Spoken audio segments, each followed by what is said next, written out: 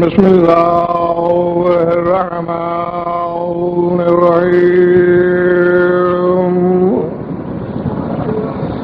الحمد لله والصلاة على أهلها وما بعد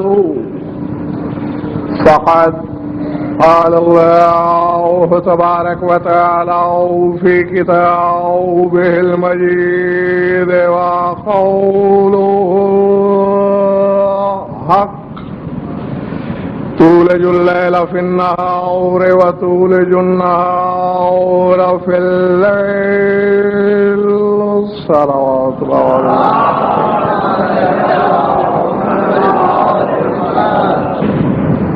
سورہ آل عمران کی اس آیت کا تتمہ پڑھا ہے میں نے، جس کا پہلا حصہ آپ حضرات کے سامنے پڑھا جا چکا ہے۔ مکمل آیت اس طرح سے ہے، اللہ نے اپنی توحید صفات کو بیان کرتے ہوئے اپنے مقاصد کے ترجمان سے فرمایا قل اللہم مالک الملک تؤتی الملک من تشاء وتنزع الملک ممن تشاء وتعز من تشاء وتذل من تشاء بیدک الخیر انک علی کل شیء قدیر تولج اللیل فی النہار وتولج النہار فی اللیل وتخرج الحی من المیت وتخرج المیت من الحی وترزق من تشاء بغیر حساب۔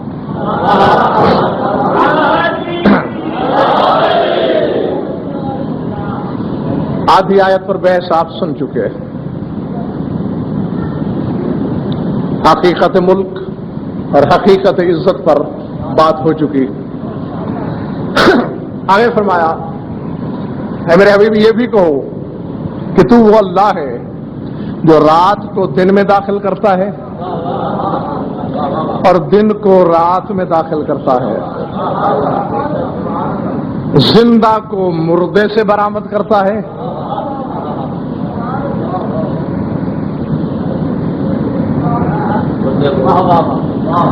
اللہ اکبر۔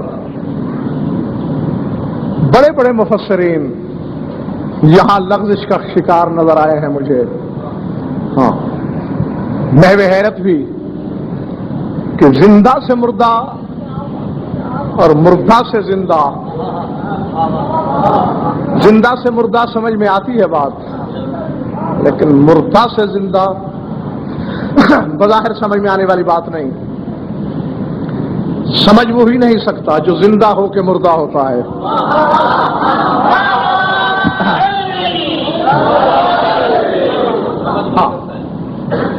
جو مر کے بھی زندہ رہتا ہے اس کے لیے یہ کوئی بڑی بات نہیں۔ ابھی آپ کے سامنے آئے گی وہ ترزق من تشاء بغیر حساب، اور تو جسے چاہتا ہے بے حساب رزق دیتا ہے۔ تو پہلا جملہ کیا شان ہے، کیا صفت ہے اس کی؟ تولج اللیل فی النہار، دن میں رات کو داخل کرتا ہے، وتولج النہار فی اللیل۔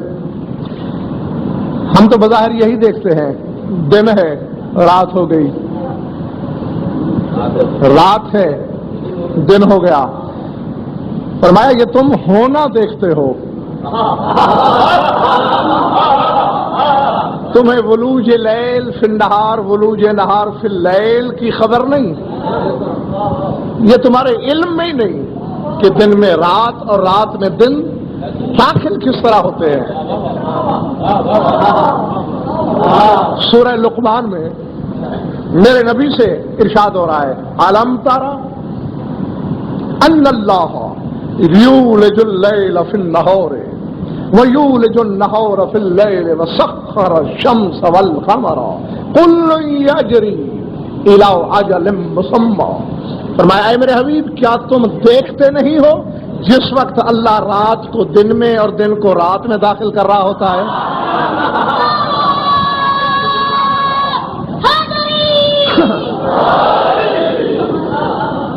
یعنی بندے بتائے بغیر جانتے نہیں، اور کائنات میں ایک ایسا ہے جو صرف جانتا نہیں بلکہ جب یہ ہو رہا ہوتا ہے دیکھتا ہے۔ اللہ اکبر. گھبراہٹ تو نہیں ہے نا بابا؟ پروفیسر صاحب 3 قسم کی آیتیں ملیں گی آپ کو قرآن میں یہ دن اور رات کے سلسلے میں. ایک تو یہی جو سورہ لقمان اور آل عمران سے پڑھی میں نے کہ دن رات میں داخل ہوتا ہے اور رات دن میں. سورہ زمر میں ایک اور تصور ہے، فرمایا خلق السماوات والارض بالحق وَيُكَوِّرُ اللَّيْلَ عَلَى النَّهَارِ يُكَوِّرُ النَّهَارَ عَلَى اللَّيْلِ. فرمایا اللہ نے آسمان اور زمین کو حق کے ساتھ خلق کیا.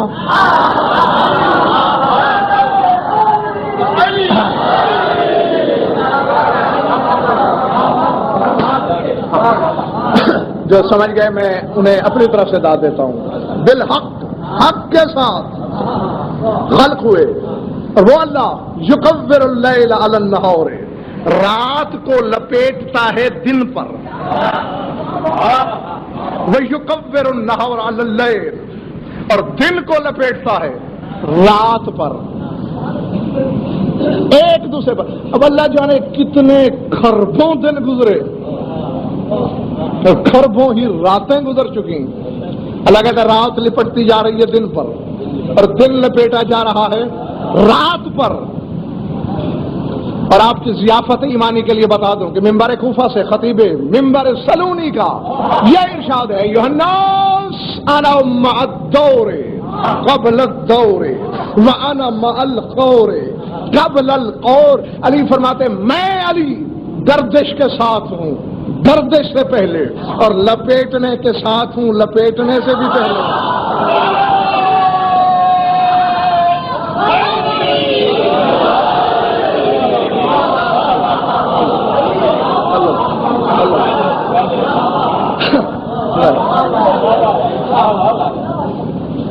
پہلے کیا تصور تھا کہ ایک دوسرے میں داخل ہوتے ہیں دن رات. اس آیت نے کیا بتایا؟ رات لپیٹی جاتی ہے دن پر اور دن لپیٹا جاتا ہے شاباش رات پر. اور بات جب چلی نکلی ہے تو لگے ہاتھ میں بتاتا چلوں بہت یہ موضوع الگ ہے اور بڑی تفصیل مانگتا ہے. یہ جو قیامت کے بارے میں تصور ہے نا کہ قیامت کا علم کسی کو نہیں، قیامت بھی تو ایک دن ہے نا بابا. قیامت یوم القیامت کے لفظ کے ساتھ قرآن میں اس کا بار بار تذکرہ ہوا ہے. قیامت بھی ایک دن ہے یا کسی پر لپیٹا ہوا ہے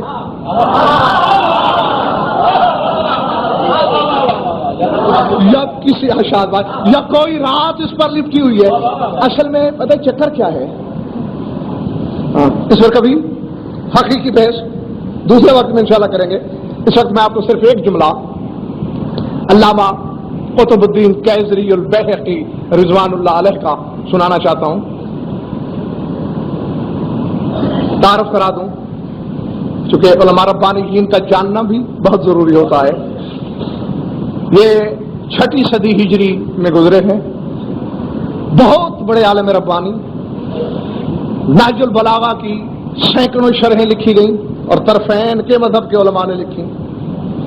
قدیم ترین شرحیں 2 ہیں، دونوں علماء کا لقب قطب الدین ہے. قطب سمجھتے ہو نا جس پر کسی چیز کی بقا ہو، تو ان کا لقب ہے قطب الدین، دین کا قطب. ایک قطب الدین راوندی کے نام سے مشہور ہے اور ایک قطب الدین کیسری البیہقی جسے اکثر بحیقی کہتے ہیں. ہاں بیہقی ہے لفظ.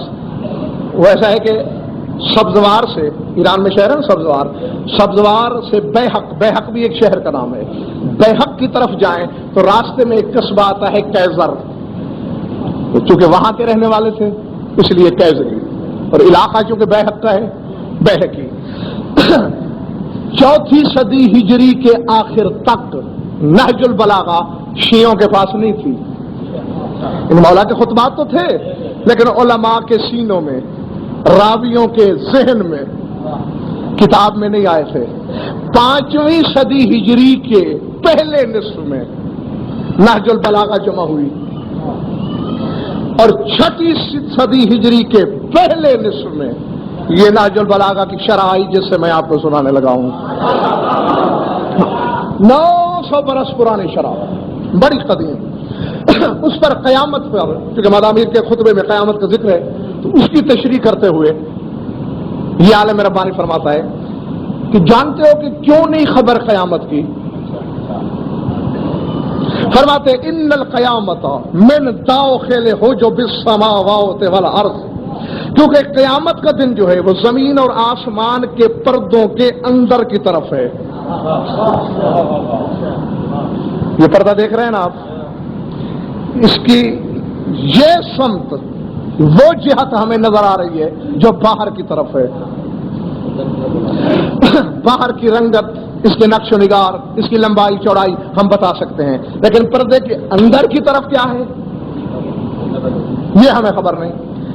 وہ کہتے ہیں وہ منزلہ، اب جا کے اس جملے کو سمجھنا ہے، منزلہ منزلۃ الجنین فی رحم امہ، فرماتے قیامت کا دن ان پردوں میں ایسے ہی بیٹھا ہے جیسے شکم مادر میں بچہ۔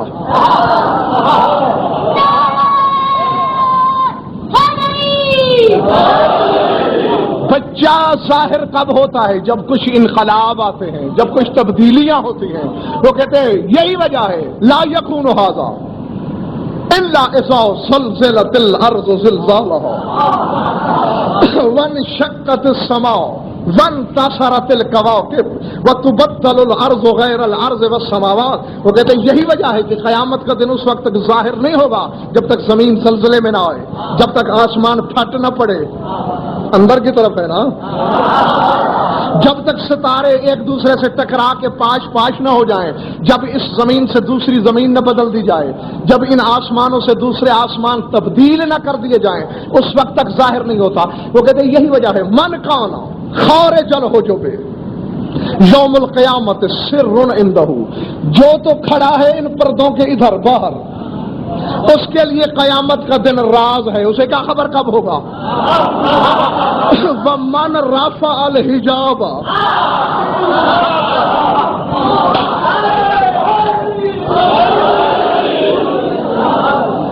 سارا سر القیامت عندہ علانیۃ، لیکن جس نے وہ پردے ہٹا کے دیکھے ہیں وہ صرف قیامت کے دن کا عالم نہیں، بلکہ اس کے لیے تو علانیہ ہے، اس نے تو آنکھوں سے دیکھا ہے وہ دن۔ فرماتے وَإِلَى هَذَا الْمَعْنَى أَشَارَ فِي قَوْلِهِ تَعَالَى يَسْأَلُونَكَ عَنِ السَّاعَةِ أَيَّانَ مُرْسَاهَا فِيمَا أَنْتَ مِنْ ذِكْرَاهَا أَيْ إِنْ كَانَ سِرُّ الْقِيَامَةِ صَارَ لَكَ عَلَانِيَّةً لَيْلَةَ الْمِعْرَاجِ فَمَا بَقِيَ عِندَكَ۔ سورہ اعراف کی آیت ہے نا کہ اے رسول یہ لوگ آپ سے پوچھتے ہیں کہ قیامت کب ہوگی، فیما انت من ذکرہا، آپ کو اس ذکر سے مطلب، آپ کو بتانے کی کیا ضرورت ہے؟ وہ کہتے ہیں سمجھا اشارہ، در حقیقت اللہ کہنا یہ اشارہ ہے کہ اے میرے حبیب پہلے تو جانتا تھا کہ کب ہوگا، لیکن شب معراج تو نے وہ پردے ہٹا کے دیکھ لیا کہ کہاں ہے وہ۔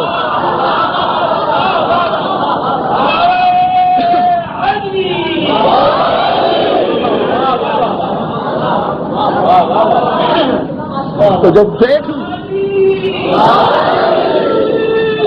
جب دیکھ لیا آپ کو کیا ضرورت ہے کسی کو بتانے کی؟ ہاں یہ دوبارہ جملہ مترجہ تھا۔ ایک تصور رات کا دن میں داخل ہونا، دن کا شاد بھائی تک تو نہیں گیا نا، اور دوسرا تصور رات لپیٹی جاتی ہے دن پر اور دن لپیٹا جاتا ہے رات پر۔ ایک تیسرا تصور ہے ہاں سورہ نور میں، وہاں بھی اپنی توحید صفات ہی بیان کرتے ہوئے ارشاد فرمایا الم ترى ان اللہ یزجی سحابا ثم یؤلفه ثم یجعله رکاما فترى الودق من خلاله وینزل من السماء من جبال فيها من برد فیصیب به من یشاء ویصرفه عن من یشاء یکاد سنا برقه یذهب بالابصار یقلب اللہ اللیل بالنہار یقلب النہار باللیل ان فی ذلک لآیات لأولی الابصار۔ اے میرے حبیب کیا آپ نے دیکھا نہیں کہ اللہ بادلوں کو چلاتا ہے، پھر ان کا ایک دوسرے سے ملاپ کرتا ہے، پھر انہیں تہ بتہ کر دیتا ہے، پھر ان کی دبیز تہوں کی چھلنی سے بارش برساتا ہے۔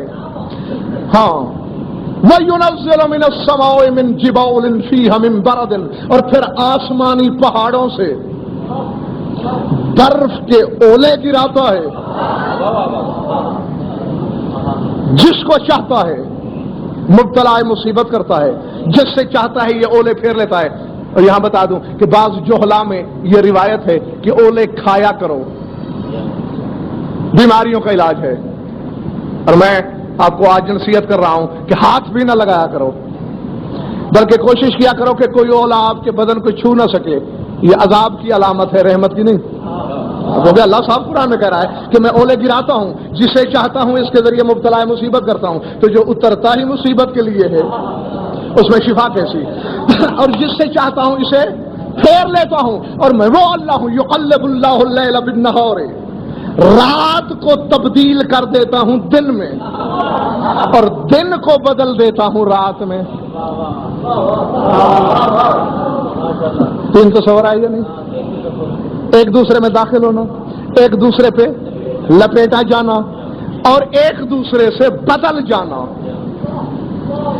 ان تین آیتوں میں بڑے اسرار ہیں۔ کبھی تنہائی میں جب وقت ہو، جو لوگ نماز کی عادی ہیں اور اوراد و وظائف پڑھنے کی شوقین ہیں، وہ مجھے کبھی تنہائی میں ان تین آیتوں کا حوالہ یاد دلائیے گا۔ اس سے استخراج کیا ہوا ایک بڑا محیر العقول عمل ہے، ورد ہے، وہ بتاؤں گا، کرنا اور پھر قدرت خدا کے تماشے دیکھنا۔ یا داخل ہوتا ہے دن میں، یا لپیٹا جاتا ہے، یا دن رات سے اور رات دن سے بدلی جاتی ہے۔ کیا یہ ضد نہیں لگ رہے؟ بھائی رات اندھیری ہے، دن روشن ہے۔ روشنی میں تو داخل ہو سکتی ہے، یہ روشنی تاریکی میں کیوں داخل ہو رہی ہے؟ نور کا تعلق نور سے ہونا چاہیے، ظلمت کا واسطہ ظلمت سے ہونا چاہیے۔ نتیجہ، کیونکہ زیادہ وقت نہیں میرے پاس کہ میں شرح در شرح میں اتر جاؤں، یعنی اللہ نے پروفیسر صاحب اپنی صفت قدرت کاملہ کا کمال یہ بتایا کہ میں جامع ازداد ہوں۔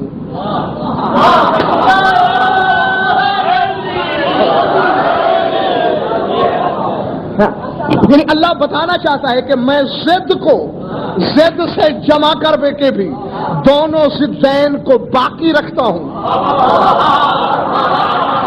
یہ ہے میرا کمال۔ حالانکہ نور کی ضد ہے ظلمت، لیکن ایک دوسرے میں پیوست ہو رہے ہیں اور دونوں باقی۔ حالانکہ آگ اور پانی کا کوئی جوڑ ہے؟ تم آگ اور پانی کو، تم کیا دنیا کا کوئی باکمال آگ اور پانی کو ایک ظرف میں جمع کرے، ایک کا وجود رہے گا، ایک کا فنا ہو جائے گا۔ اللہ کہتا مگر میرا کمال دیکھو، میں اللہ ہوں ہی اسی لیے کہ ضد کو ضد میں جمع کر سکتا ہوں۔ امداد آباد والا سر اٹھاؤ، جب اللہ کا یہ دعویٰ ہے کہ میں ضد کو ضد میں،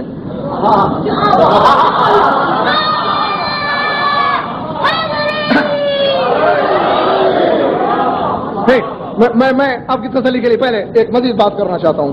امیر ممکنات کا فرمان ہے کہ ان للہ ملکن، اللہ نے ایک فرشتہ بنایا ہے، اعلیٰ ہو من الثلج، اس کا اوپری بدن برف کا ہے، واسفلہ من النار، اور نچلا بدن آگ کا ہے، لا ھذا یذیب ھذا ولا ھذا یطفی ھذا، برف آگ نہیں بجھاتی، آگ برف کو نہیں پگھلاتی۔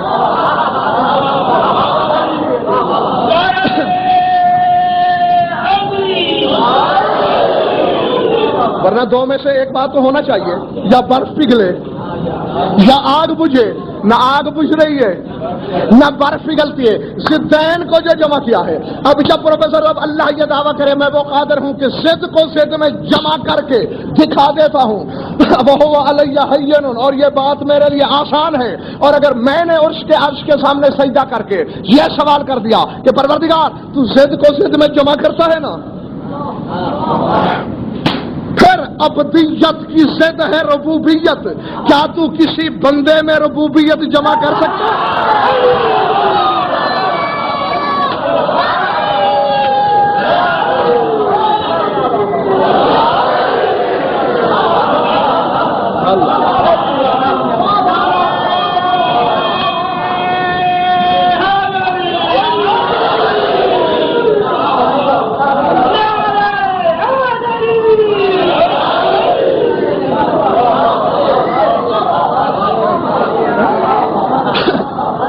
اب پہلے میں آپ سے پوچھتا ہوں، کیا یہ کر سکتا ہے؟ اگر نہیں تو قادر کیسا؟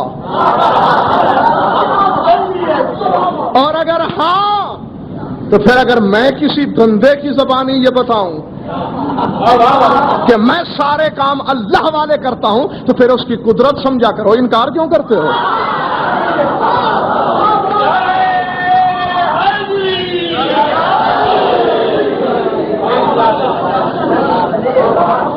میں رات کو دن پر لپیٹتا ہوں اور دن کو رات میں داخل کرتا ہوں، لپیٹتا ہوں، تبدیل کرتا ہوں۔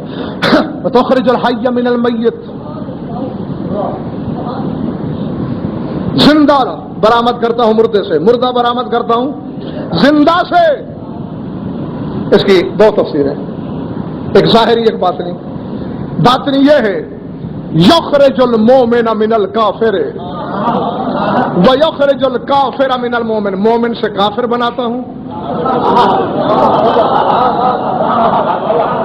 باپ مومن ہوتا ہے، بیٹا کافر ہوتا ہے، باپ کافر ہوتا ہے، بیٹا مومن ہوتا ہے، اور بعض اوقات بہت بڑا مومن ہوتا ہے۔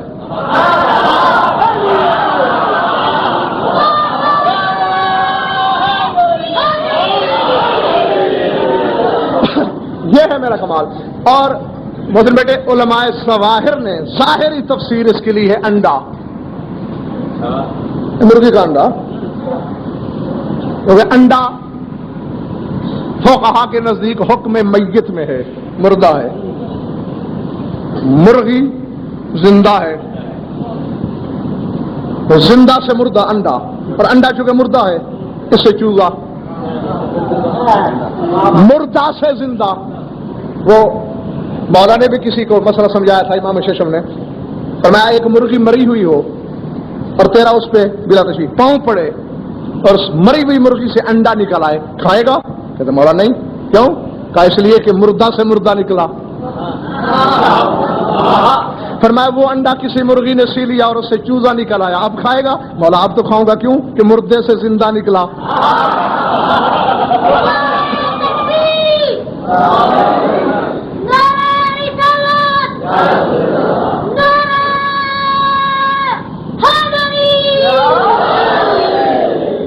اب اسی بات کو دیکھیے میرے محترم سامعین، باخدا پروفیسر صاحب اتنی قدرت کی وسعتیں ہیں اسی ایک انڈے کی فلسفی میں۔ دو تین اشرے تو پڑھے ہی جا سکتے ہیں صرف اس انڈے کی فلسفی پر۔ ہاں یعنی حدیث بیضا میں میرے مولا صادق نے ان لفظوں سے یاد کیا ہے کہ ذهب مائع وفضة سائلة، پگھلا ہوا سونا اور بہتی ہوئی چاندی۔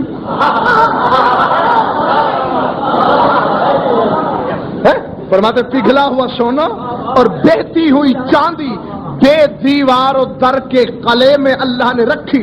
فرماتے اے ابن ابل اوجا مجھے بتا، نہ اس میں روزن، نہ کھڑکی، نہ دریچہ، نہ در، نہ دروازہ، نہ ہوا کی گزرگاہ، یہ پگھلا ہوا سونا کس نے ڈالا؟ یہ بہتی ہوئی چاندی اس میں کس نے رکھی؟ پھر چاندی سونے میں نہیں ملتی۔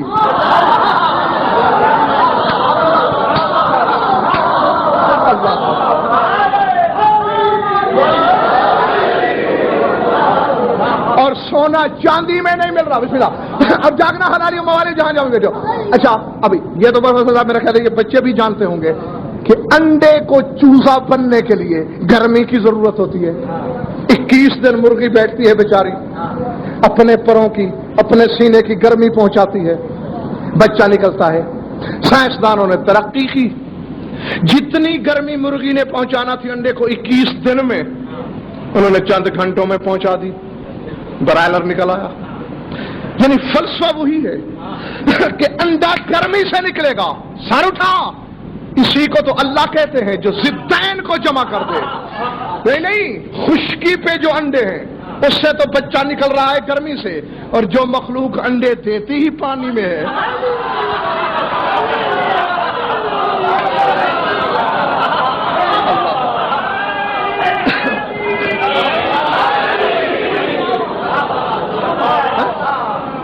ایسا ہے یا نہیں؟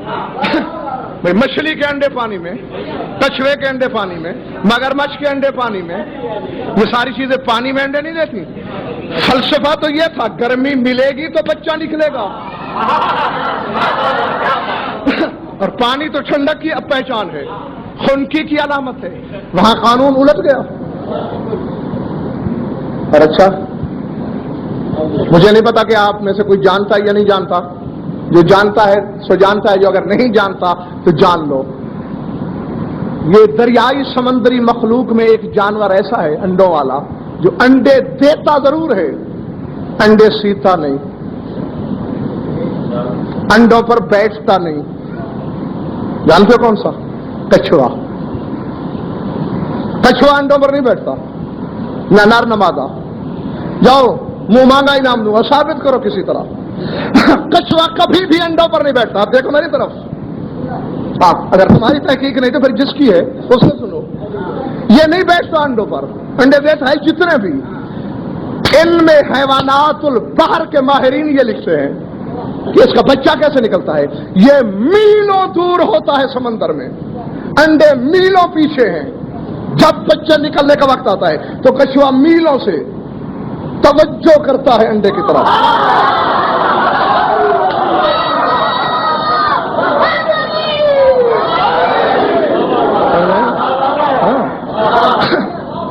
میلوں دور سے صرف توجہ کرتا ہے، اور یہ اس کی توجہ ہے باطنی کا نتیجہ ہوتا ہے کہ انڈے سے بچے نکل آتے ہیں۔ تو کیا جواب دو گے میدان قیامت میں جب اللہ نے کہا کہ میں نے ایک نجس اور حرام جانور میں یہ اثر رکھا تھا کہ وہ صرف توجہ سے نسل بڑھا دے، اور اگر میرے کسی ولی کے بارے میں کہا جائے کہ اس نے ہاتھ دبایا،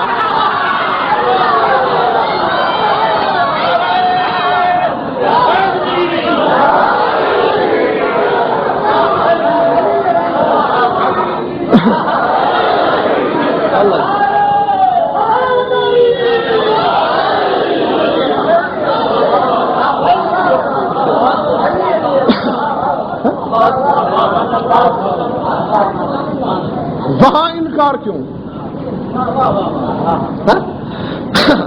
اب دیکھیں، دو طریقے، تھک تو نہیں گئے دوست؟ دو طریقے، دو ذریعے۔ ضدین کو تو سمجھ ہی لیا آپ نے کہ طریقہ بنا کے پھر اس کی ضد جمع کرتا ہے، اور کوئی شے اس کے ارادے میں حائل نہیں ہو سکتی، وہ ہے خدا۔ لیکن اور یہ بھی ضرور ہے کہ وہ شے بناتا ہے شے سے، اور کوئی شے بناتا ہے لا شے سے، اور کوئی شے بناتا ہے غیر شے سے۔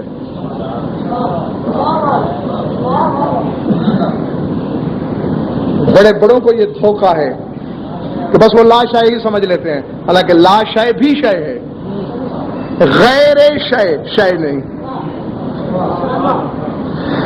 یعنی وہ کہنا پڑے گا نا کہ کچھ کو شے سے بنایا، کچھ کو لا شے سے بنایا، اور غیر شے کا ترجمہ پروفیسر صاحب یہ ہوگا کہ کچھ کو شے سے نہیں بنایا۔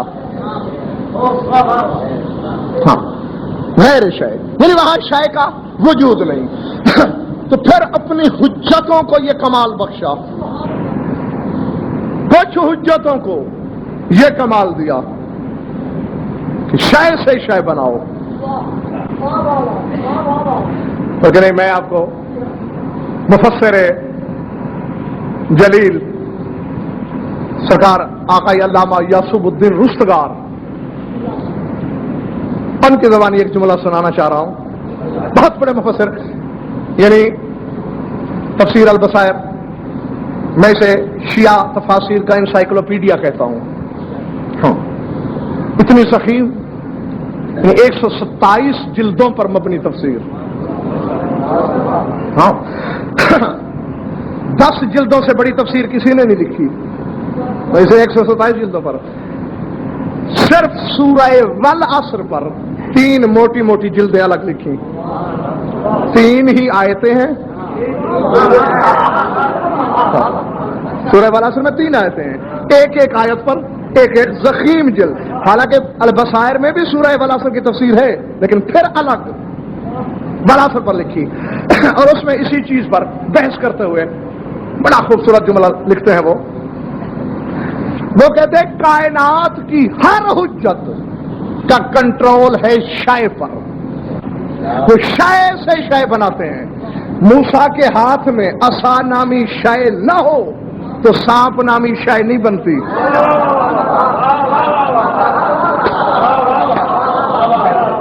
سمجھ میں آ رہی ہے بھائی؟ نہیں عصا ہے پھر سانپ بنا، یعنی شے سے شے بنائی.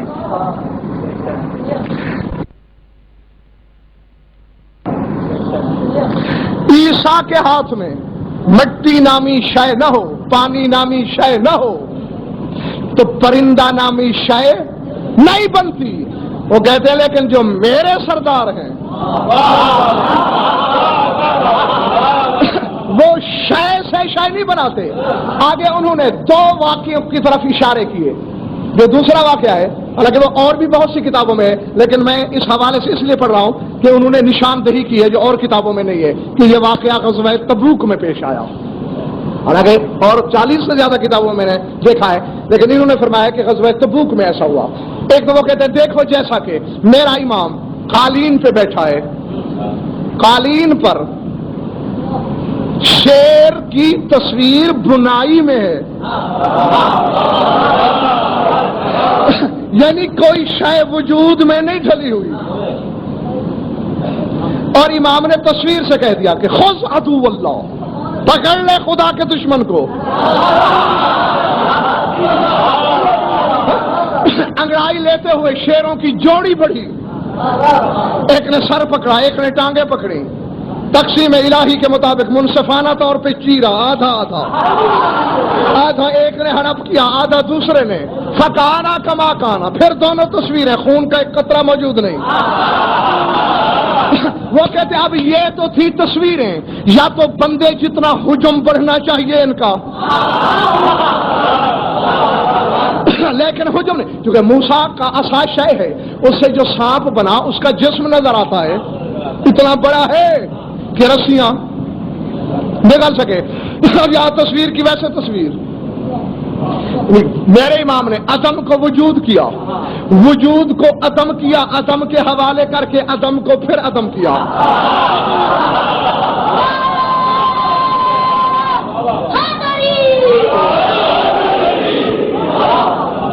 سمجھ میں آئی بات دوستو؟ پہلے عدم کو وجود، یعنی شیر عدم تھا، تصویر تھی، وجود دیا. وہ جادوگر وجود تھا. دیکھو تو صحیح کہ ایک معجزے میں کتنی کرامتیں ہیں. اس عدم کو وجود کیا، اس وجود کو عدم کیا، یعنی عدم کے حوالے کر کے عدم کو پھر عدم کیا. اب اللہ جانے وہ جو شیر ظاہر ہوئے تھے وہ کہاں گئے، وہ جو جادوگر تھا وہ کہاں گئے. کہتے ہیں تم نے دیکھا نہیں، یہ مظہر ہے اس کا جس کا دعویٰ ہے کہ میں دن کو رات میں داخل کرتا ہوں.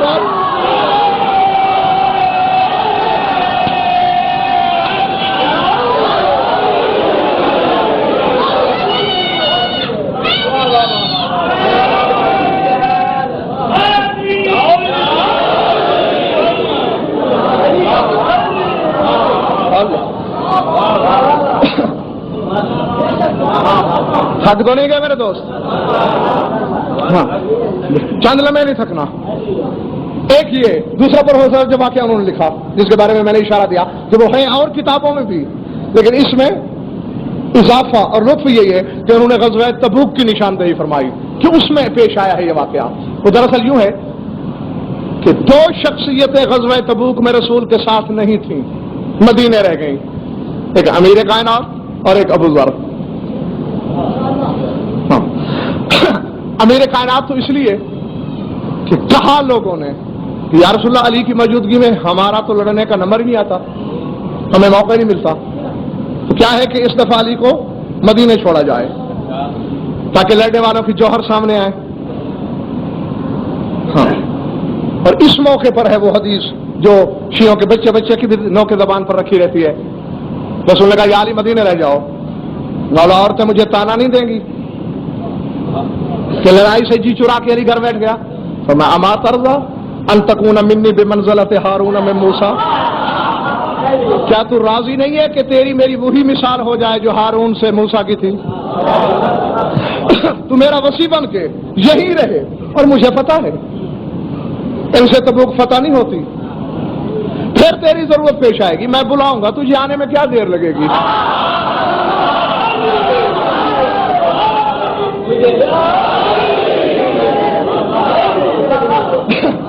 اور ابو ذر تم بھی رہ جاؤ یہاں، کیونکہ دو صحابہ کرام میں سے دو صحابی ایسے ہیں جو بعض مواقع پر رسول کی سواری کی باگ تھامتے تھے، حضرت ابو ذر اور حضرت حذیفہ۔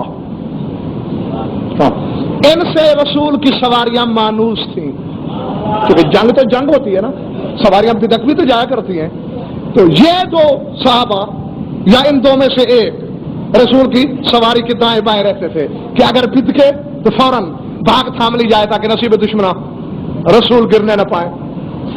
اب تبوک میں ایسا ہوا کہ سارا لشکر اسلام بھاگا، توجہ، وہ کہتے ہر حجت شے بناتی ہے شے سے۔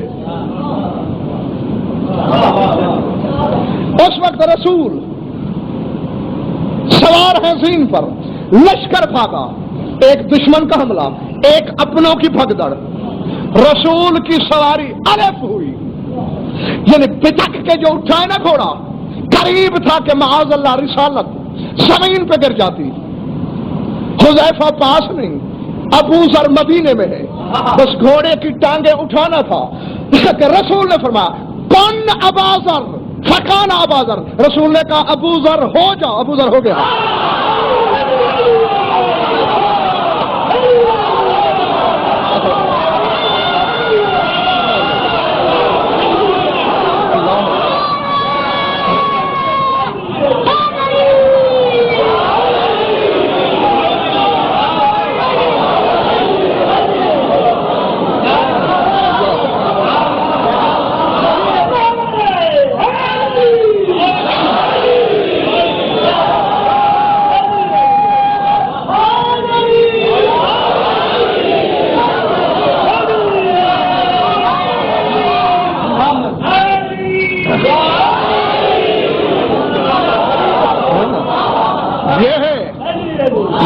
توحید ظہوری، یہ ہے تو یعنی ابو ذر مدینے میں ہے، نہ رسول نے کوئی مٹی جمع کی، نہ پانی ملایا، نہ تصویر گھڑی، نہ کسی درخت کی طرف اشارہ کیا، نہ کسی ٹیلے کی طرف، نہ کسی پہاڑی کی طرف، ادھر گھوڑا اٹھا الگ ہوا، رسول فرماتے کون نہ بازار ابو ذر ہو جا۔ چشم فلک نے دیکھا کہ ابو ذر ہوا کھڑا ہے اور ہاتھ باغ پہ ہے۔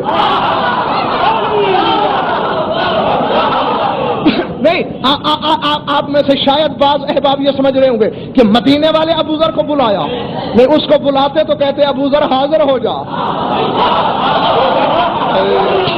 یہ کہا ہے کون ابو ذر ہو جا، اور دلیل یہ ہے کہ جب واپس آئے تو ابو ذر نے افسوس کا اظہار کیا، یا رسول اللہ اس دفعہ آپ کی رکابیں ظفر انتصاب میں جہاد سے محروم رہ گیا، لڑ نہیں سکا۔ رسول نے کہا گھبرا نہیں، تم نے ہمارا حکم مانا، ہم نے تیری شبیہ سے گھوڑا بھی پکڑوا لیا، جنگ بھی کرا لی۔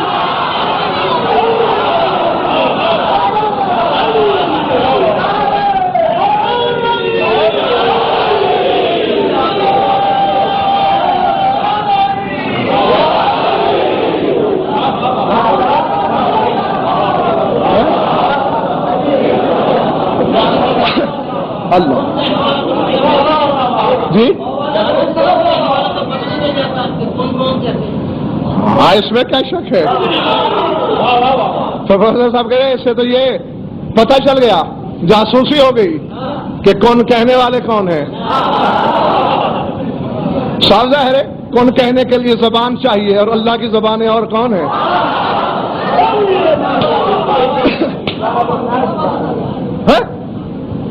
تو جو کون ابا ذر کہہ کے دوسرا ابو ذر بنا دے، بغیر شے کے، بغیر مادے کے، میں کیا کروں؟ کس بات پہ بحث کروں؟ مسائل لطخ و معاد پر اگر کبھی بحث چھڑی تو پھر آپ کو پتا چلے گا کہ جس شخص کا جو مادہ ہے بس اتنا ہی ہے۔ ہاں یہی تو وجہ ہے جو مرے گا قیامت کے دن وہی اٹھے گا، بس وہی، اور ہاں وہی جنت میں جائے گا یا وہی جہنم میں جلے گا، کیونکہ جس کا جو مادہ ہے بس اتنا ہے، دوسرا مادہ نہیں ہے۔ جو مادے کی عدم دستیابی کے باوجود دوسرا مادہ تخلیق کر کے دوسرا ابو ذر بنا دے، اس سے بیٹا مانگتے ہوئے جھجکتے کیوں ہو؟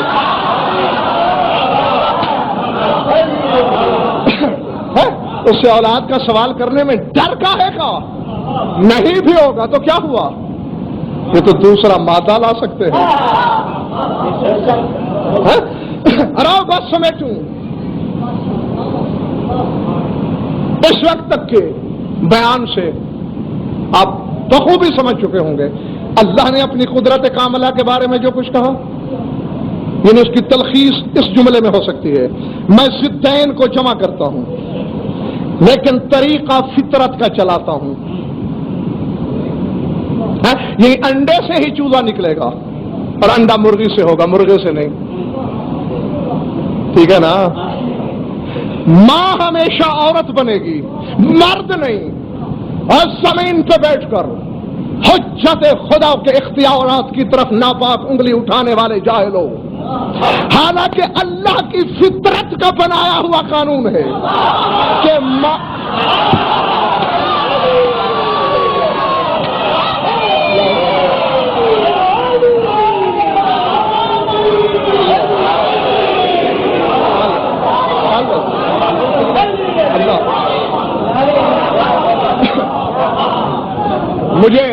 مجھے اشرے کا پھل مل گیا، میری محنت کا ثمر ہاتھ آیا، الحمدللہ کہ میری محنت اکارت نہیں گئی، ضائع نہیں ہوئی۔ ہاں میں آپ سب کو اپنی طرف سے داد دیتا ہوں، باقی اب مجھے یقین ہو چلا ہے کہ میرے سامنے بھولنے والے سامنے نہیں ہیں۔ 85% لوگوں کے چہرے بتا رہے ہیں کہ وہ حقیقت پر پہلے پہنچ چکے، حالانکہ اس کی جبلت اور فطرت کا قانون ہے کہ ماں عورت بن سکتی ہے، باپ تو بن سکتا ہے، ماں نہیں بن سکتا، لیکن اگر حجت خدا کی مرضی ہو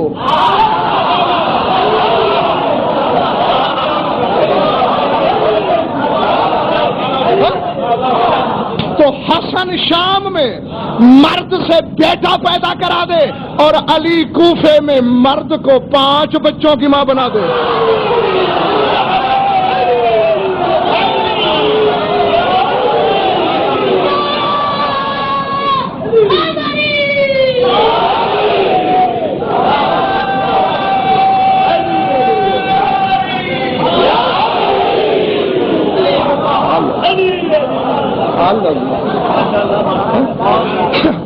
تو جو آئین جبلت و فطرت کو بدل کر،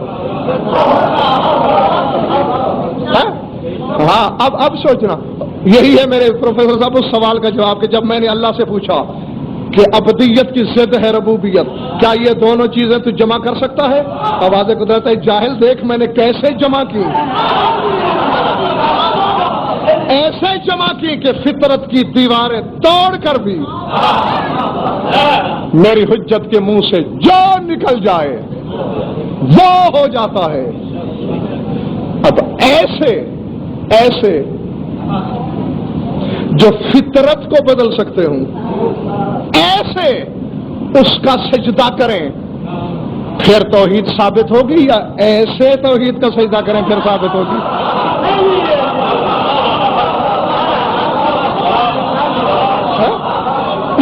اس کی توحید کے لیے سب سے بڑا معیار ہی یہی ہے کہ وہ محمد و آل محمد کا مسجود ہے، وہ محمد و آل محمد کا معبود ہے۔ وہ ان کا رب ہے، وہ ہے جنہیں یہ جھکتے ہیں، تیرے میرے حوالے سے اس کی پہچان ہو ہی نہیں سکتی۔ درود پڑھ لو مل کر بآواز بلند۔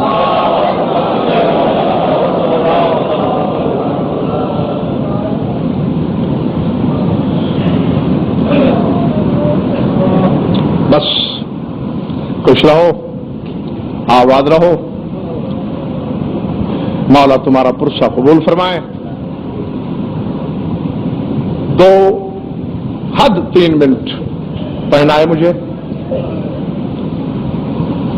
بس اسی یقین سے جملے لکھ لینا لوہے دل پر۔ آخری پرسہ ہے آج، اگلے سال جو روئے گا وہ رہے گا۔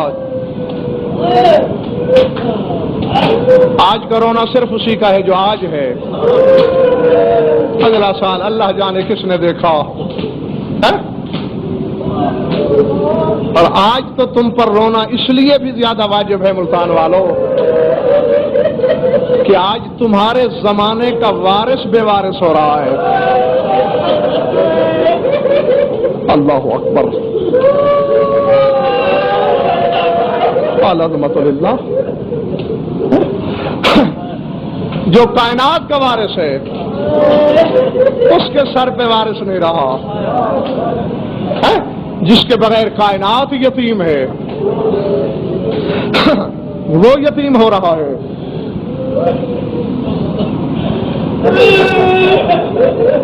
صلہ مولا ہی دیں گے تمہیں، میرے پاس سوائے دعا کے کچھ نہیں ہے۔ اور بڑے مختصر واقعات ملتے ہیں اس سرکار کی شہادت کے، اپنی طرف سے جملے بنانے کی کہنے کی عادت نہیں مجھے، جو کتاب میں پڑھتا ہوں وہی سیدھا سادہ ترجمہ سنا دیتا ہوں رونے والوں کو۔ پہلی بس 2 باتیں کرنی ہیں، میں چھوڑنے لگا ہوں ممبر آپ کے تصور اور توقع سے پہلے تو مجھے یہ بتاؤ، جن کو پتا ہے وہ مجھے جواب دیں، اور جنہیں نہیں پتا وہ پہلے جان لیں۔ جانتے ہو یہ سامرہ میں 10ویں اور 11ویں امام کے جہاں مزارات عالیہ ہے، یہ در حقیقت مولا عسکری کا گھر ہے۔ یعنی پہلا گھر امام علی نقی علیہ السلام کا، پھر وراثت میں آیا امام حسن عسکری علیہ السلام کے۔ یہ گھر تھا جو آج کا روضہ ہے۔ کبھی سوچا ہے بیٹھ کر کہ دونوں باپ بیٹے گھر میں دفن کیوں ہوئے؟ اللہ اکبر، العظمت للہ۔ 10ویں امام پر تو جب ان کی کبھی مجلس ہوگی بات کروں گا۔ 11ویں امام کے دفن کا سبب یہ ہے، وارث 4 سال کا تھا، گھر میں پردہ داروں کے سوا تھا کوئی نہیں۔ کون تھا جو جنازہ اٹھا کے قبرستان لے جاتا؟ العظمت للہ۔ اس لیے قبر میرے مولا نے اپنے ہاتھوں سے خود بنائی۔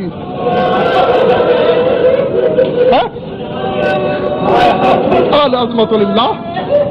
اور تدفین کا کیا ہے؟ چونکہ جس وقت میرے مولا کی شہادت ہوئی ہے 11ویں امام کی، 4 سال کی عمر تھی امام کی، اور وہ بھی پردہ غیب میں۔ تو چند لمحوں کے لیے پتہ چلا جب چچا میرے مولا کے جعفر جنازہ پڑھانے کے لیے آگے بڑھے تو اچانک صفے چیرتا ہوا 4 سال کا ایک نورانی پیکر آگے بڑھا، جعفر کا ہاتھ پکڑ کے دھکیل کے پیچھے کیا، کہا میرا بابا اتنا بے وارث بھی نہیں ہے کہ اب اس کا جنازہ غیر معصوم پڑھانے لگے۔ تمہارے دل پر چوٹ ضرور لگے گی، میں ہاتھ جوڑ کے معافی مانگ لیتا ہوں۔ فرمایا اتنا بے وارث بھی نہیں ہے کہ غیر معصوم اس کا جنازہ پڑھائیں۔ میں آ گیا ہوں اس کا وارث جنازہ پڑھانے کے لیے۔ براتش بھی ہاتھ تکبیر کے لیے بلند ہوئے تھے میرے امام کے، اچانک حکومت کے وقت کے سپاہیوں نے چھاپا مارا، معتمد کے سپاہیوں نے مکان پہ دھاوا بولا، چارپائی پہ پڑی ہوئی عسکری کی میت تڑپی، میرے مہدی بیٹھے، میری قسمت جانے میرا جنازہ جانے، مجھے تقدیر کا سپرد کر دے، غائب ہو جا، غائب ہو جا، تو ناموس سے کبریائی ہے۔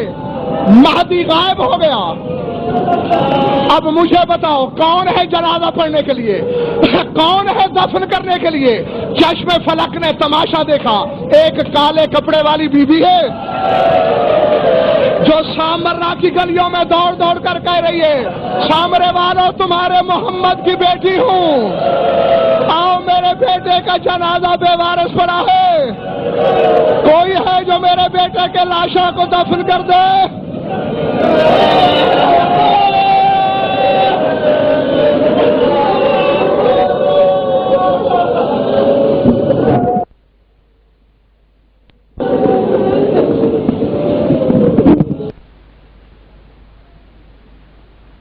میں پھل، خون میں رگڑی ہوئی ایڑیاں، حسین نے آسمان کی طرف دیکھ کر کہا پروردگار میں بیٹا سمجھ کے رونا نہیں چاہتا، چونکہ شہید پر رونا ثواب ہے، اگر تو کہے تو شہید سمجھ کے دو آنسو بہا لوں۔ اللہ اکبر۔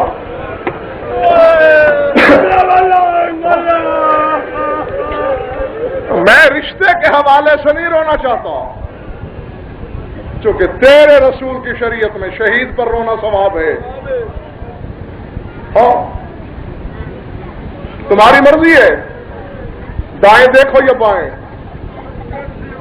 لیکن جس نے اکبر کو برقعے میں پالا ہے وہ موجود ہے یہاں، اور اسی کا یہ فرمان ہے کہ جس محفل میں میرے جوان مرگ اکبر کا ذکر ہو اور جس آنکھ میں کم از کم ایک آنسو بھی نہ تیرے،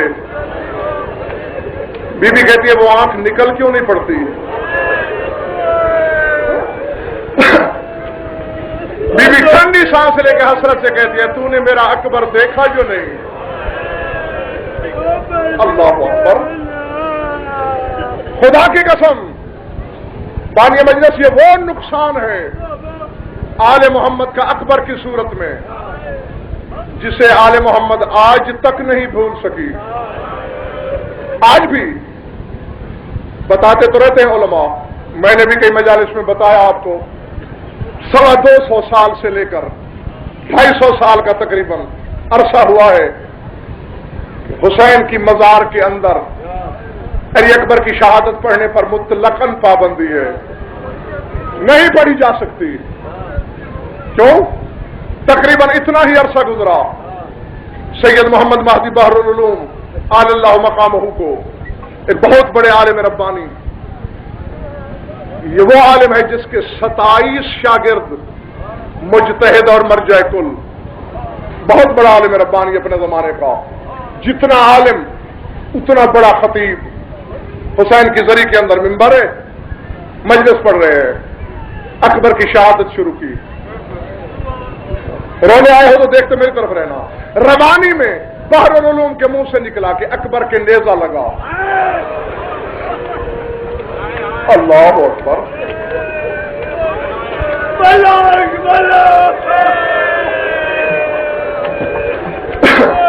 یقیناً تمہارا دل جلا، مجھ تک تماچوں کی آواز آ رہی ہے، تم نے منہ پیٹا، لیکن کتابیں پڑھ کے دیکھو کہ وہاں کربلا میں ایک قیامت مچ گئی، محشر بپا ہو گیا، لوگوں نے دیواروں سے ٹکرے مارنا شروع کی، کسی نے منہ پیٹنا شروع کیا، کتابیں بتاتی اچانک خدام دوڑے دوڑے آئے، یا بحر العلوم انزل المنبر، اور بحر العلوم ممبر چھوڑ، ممبر چھوڑ۔ کہا کیوں؟ میں اتنا بڑا مجتہد ہوں، کوئی غلط پڑھ رہا ہوں میں؟ خدام نے کہا قبلہ ہمیں غلط صحیح کا کوئی پتہ نہیں، جیسے ہی تم نے منہ بھر کے کہا نا اکبر کے نیزہ لگا، وہ دیکھو حسین کی زری سے خون باہر آ رہا ہے، حسین کی مزار میں زلزلہ ہے۔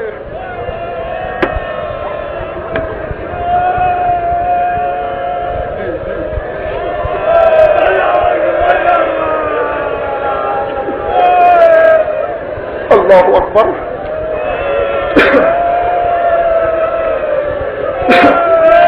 تم نے تو کہنے کو کہہ دیا کہ اکبر کے نیزہ لگا، لیکن حسین کی ذریعے سے تازہ خون ابلنے لگا، چھوڑا منبر، بڑی اداسی کے عالم میں سویا۔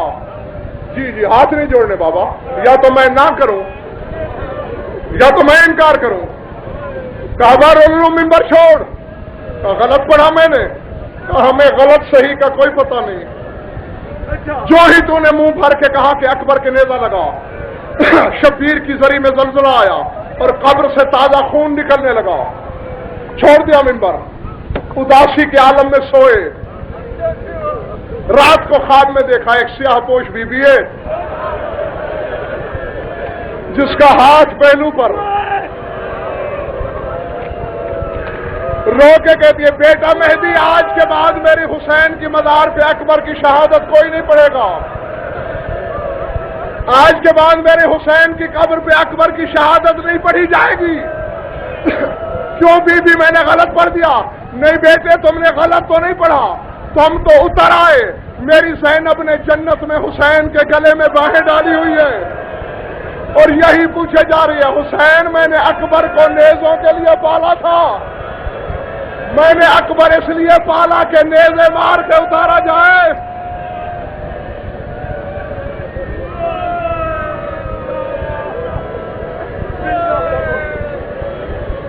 اللہ